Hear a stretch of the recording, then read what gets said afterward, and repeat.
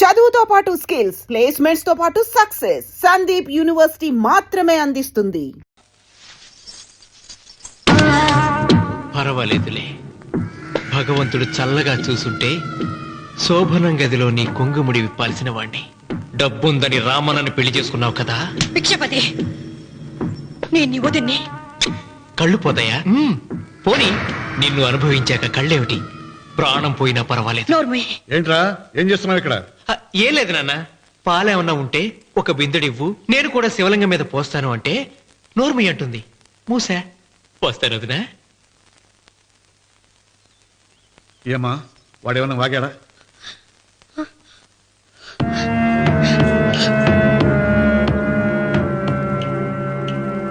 భిక్షపతి, అవును, అసహ్యంగా చండాలంగా వాగాను. చంపుతావా? చంపు. మీ తాత ముత్తాతలు జంతువుల్ని చంపితే నువ్వు నన్ను చంపు. చంపి నా తల కూడా గుమ్మానికి వేలాడగట్టు. ఇదిగో, పుట్టినప్పటి నుంచి సీత నా భార్య అనుకున్నాను, ఆరాధించాను. నేను తాగుబోతుని, తిరుగుబోతుని, లపూట్ వేదవునని చెప్పి ఆ సీతకు రామన్న చౌదరి గారికి దగ్గరుండి పెళ్లి జరిపించావు కదా. వాళ్ళ కాపురం కూల్చే వరకు నాకు మనశ్శాంతి ఉండదు. సీతని కట్టబెడితే పీటల మీద విషం దాకా చచ్చిపోతుందని బంగారు లాంటి రామనికిచ్చి పెళ్లి చేయించానురా. వెంటనే నీ పద్ధతి మార్చుకోకపోతే నువ్వు తినే అన్నంలో విషం కలిపి తప్పేస్తాను వెధవా. వద్దు నాన్న, వద్దు. ఈ చెంపు దెబ్బ ఎప్పుడో కొట్టుంటే బాగుపడుండేవాడిని. నాన్న, నీ మీదొట్టు, ఇంకెప్పుడు తప్పు చెయ్యను నాన్న, తప్పు చెయ్యను. నన్ను క్షమించు నాన్న. ఏర్పాట్లన్నీ పూర్తయ్యాయా? అది ఏమైంది లోకేశ్వరరావు? 50 జంటలు నమోదు చేయించుకున్నారండి. అందులో 30 జంటలకి దానం చేయడానికి మాత్రమే మన దగ్గర భూమి మిగిలి ఉంది. మరి మిగతా 40 ఎకరాలు అంటే మన పొలమంతా? ఈవేళ బాబు గారు, ఎన్ని సంవత్సరాల నుంచి దానం చేసుకుంటూ వస్తున్నారు. కొండలైనా కరిగిపోవలసిందే కదా. మరి ఇన్నాళ్ళు నాకెందుకు చెప్పలేదు? మీరు పుణ్యకార్యం చేస్తున్నారు, మిమ్మల్ని ఇబ్బంది పెట్టడం ఎందుకని. రామన్న పేరుతో 2000 ఎకరాలు ఉండాలిగా, అందులోంచి రాసేవండి. అందులో మిగిలిన 60 ఎకరాలే ఇప్పుడు రాశానండి. ఆయన పేరు మీద గజం భూమి కూడా మిగలలేదు. రేపు శుభకార్యం ఆకూడదయ్యా. నూతన దంపతులు నా ఇంటి దగ్గర నుంచి నిరాశగా తిరిగి వెళ్ళకూడదు.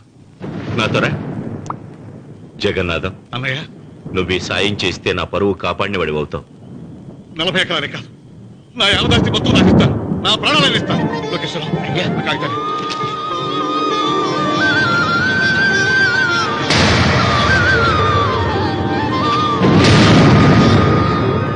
మీ కుటుంబం 10 కాళ్ళ పాటు చల్లగా ఉండాలయ్యా.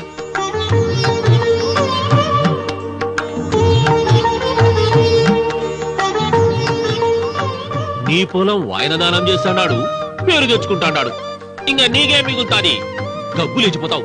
తొందర పడకు, చూస్తావుగా. ఒరే రావుడు, ఈ భోజనాల కార్యక్రమం చూస్తుంటే నాకు తిరుపతి దేవస్థానం గుర్తుకొస్తోందిరా. నువ్వైనా చెప్పచ్చు కదా మీ నాన్నకి, ఈ దానాలకు అంతే లేదా? ఎదుటివాడికి ఇంత పెట్టడంలో ఆయన ఆత్మసంతృప్తి పొందుతున్నారు. ఆ పుణ్యమే ఆయన నిండు నూరేడు బ్రతికిస్తుంది. నువ్వు అన్నం వచ్చి ఇదంతా నీ పుణ్యమేరా. అంత మాటలు కదయ్యా. హర హర మహదేవ్ శంభో శంకర. ఓం నమః. పెదనాన్న, ఏం బాబు? పెదనాన్న, నాన్న. ఏమిట్రా? నాన్న నోరు. ఏమిటో చెప్పరా. మా నాన్న నోరు తెరిచి నిన్ను అడగలేక నాకు దస్తావేజీలు ఇచ్చి పంపించాడు. దేనికి? మీరు మా దగ్గర తీసుకున్న పొలానికి గాను రుణపత్రం రాయించుకు రమ్మన్నాడు.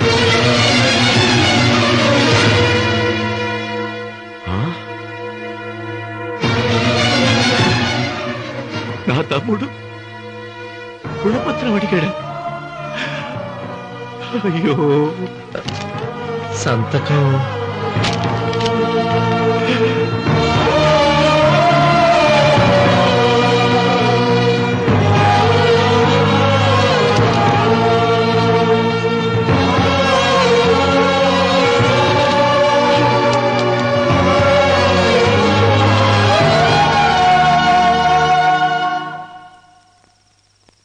ఏంట్రా తినవేంటి? ఓహో, అన్నంలో విషం కలిపి చంపుతున్నానని భయపడి చూస్తున్నావా? లేదురే, తిను. ఏంట్రా? నాకేమైంది? నువ్వు అన్నంలో విషం కలిపి నన్ను చంపుతానన్నావు కదా, ఆ పాపం నీకెందుకు అంటగట్టాలి అని నేనే నా అన్నంలో విషం కలుపుకున్నాను నాన్న.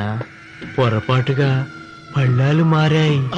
నాన్న ఎలాగో చచ్చిపోతున్నావు కదా, నీకు రహస్యం చెప్పనా? ఇంతకు ముందే మీ అన్నయ్య చేత దొంగ దస్తావేజీల మీద సంతకం పెట్టించుకున్నా. వాళ్ళని వీధిలోకి తీసుకొస్తా.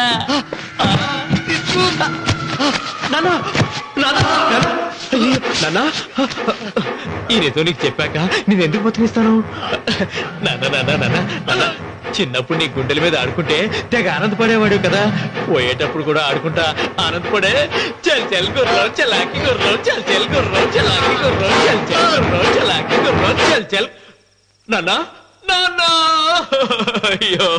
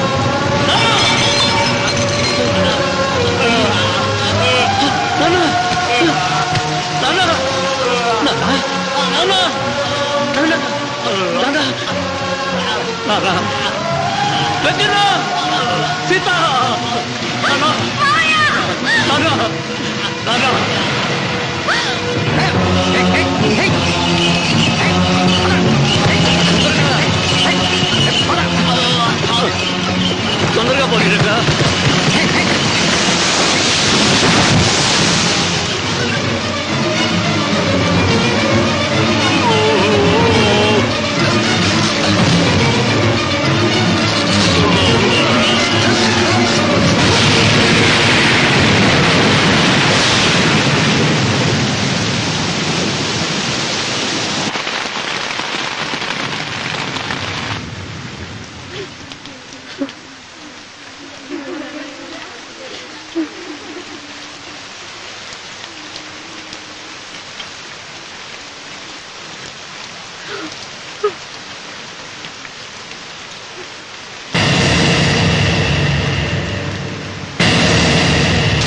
అందరికీ నమస్కారం.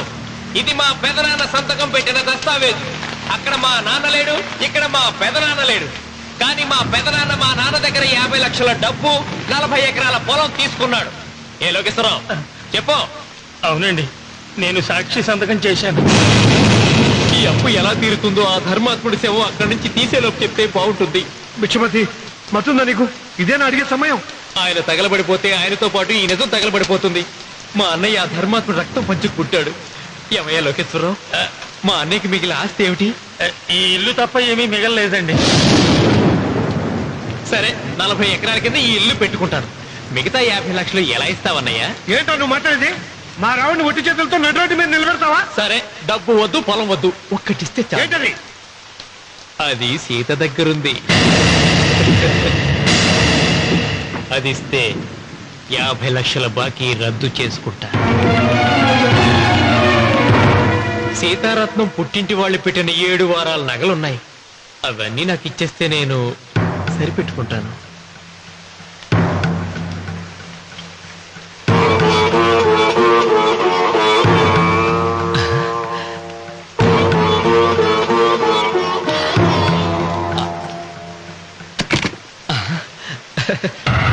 అదేమిటి, నీ మెళ్ళ ఉన్న మంగళసూత్రం బంగారం కదా, అది కూడా తీసిపెట్టు. అన్నయ్య తీసేమని చెప్పు. నువ్వు కట్టాల్సిన మా రావుడు కట్టాలని ఖచ్చితంగా కదా ఈ పని చేస్తున్నావు. తప్పు మాట్లాడుతున్నావు శాస్త్రి. నాకు ఆ తాళి అక్కర్లేదు, ఆ 50 లక్షలు కట్టమను. నీకందరికి కాళ్ళకి చేతులెత్తి మొక్కుతున్నారు. ఒక ఐదింటి ఇల్లాలి 5వ తనాన్ని కాపాడండి. మీకోసం తన సరస్వాన్ని మీకు దానం చేసి కొడుకులు ఒట్టికేలతో నిలబెట్టారు మా శివరామకృష్ణ గారు. మీరందరూ ఇంటి మూలంగా లాభం పొందిన వారే. ఆ ఇల్లాను మంగళసూత్రం తీయకుండా కాపాడండి. దయచేసి మీకు కొంచెం సహాయం చేయండి. పంతులు నీకేమైనా సిగ్గుండదా? కడుపుకు అన్నం తింటాడావా, గడ్డి తింటాడావా? దానం ఇచ్చినట్టుది తిరిగి పీక్కుంటావా? ఊరికే ఇచ్చాడా? పుణ్యం కోసం ఇచ్చాడు. సత్యాక తిరిగి ఇవ్వమంటే ఎలాగండి? ఎవడు దానం చేయమన్నాడండి? ఒళ్ళు కొవ్వికి దానం చేశాడు. అన్నం పెట్టి తిన్నది కక్కమంటే ఎలాగండి? సోము తమ్ముడిది సోకేవా అన్నగారు అనుభవించారన్నమాట. ఏమిగా నిలబడి చూస్తుంటారు సిగ్గు లేకుండా? ఈయనే ఉంటే మన గుండె అని విక్కుంటారు, మనం వచ్చే పట్టుకొని అడుగు తినాలి.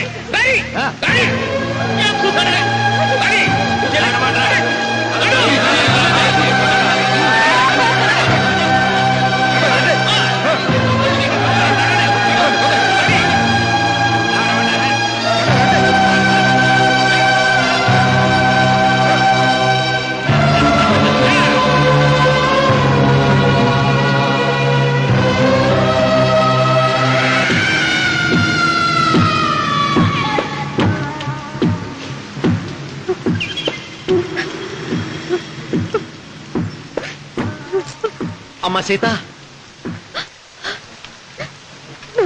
భిక్షపతి, మా వియ్యంకుడు బాకీ ఉన్న 50 లక్షల డబ్బు, 40 ఎకరాల పొలం నీకు నేనిస్తాను, సరేనా? సరే.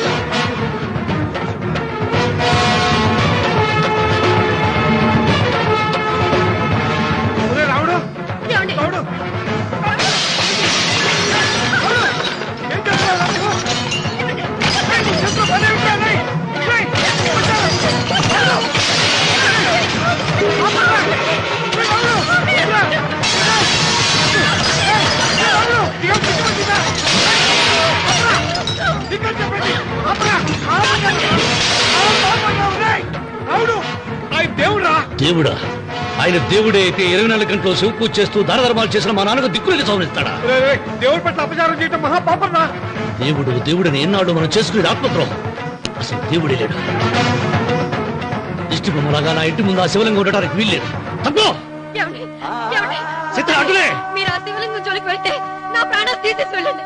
నా భర్త దేవుడికి అపకారం చేయడం ఈ కళ్ళతో చూసే కంటే మీ కళ్ళ ముందే చచ్చిపోతాను. నన్ను చంపేసేయండి. నీకు ఇంటి ముందు శివలింగం దేవుడా, నాకు మాత్రం నల్లరాయి. ఈ రోజు నుంచి నేను ఈ వీధి గుమ్మం నుంచి నడవను. ఆ నల్లరాయిని కన్నెత్తి చూడను. ఆ పెరటి గుమ్మమే నాకు వీధి గుమ్మం. ఇది అంగీకరిస్తుంది. నువ్వు నమ్ముతున్న దిష్టి బొమ్మ కోసం కాదా,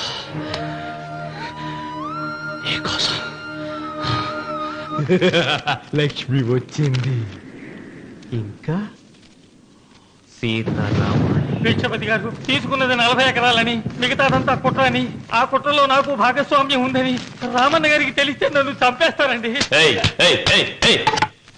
డబ్బు చూసేసరికి ఆశ పుట్టిందా? ఇదిగో ఈ సంగతి ఎవరికన్నా చెప్పావో కోసేస్తా. భిక్షపతి, నువ్వు నాశనం అయిపోతావురా, నాశనం అయిపోతావు.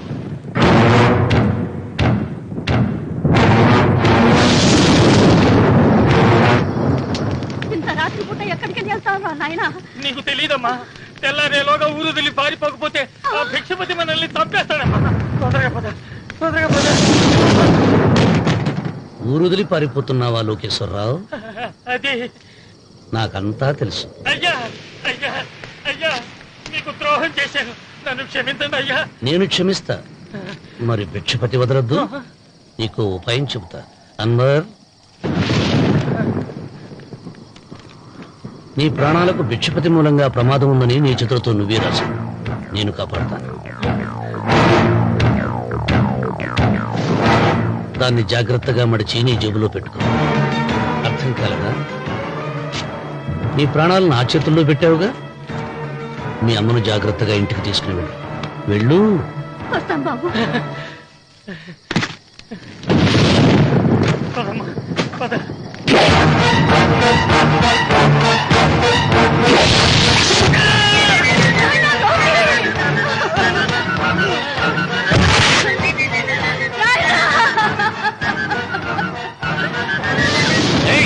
ఎడవకు.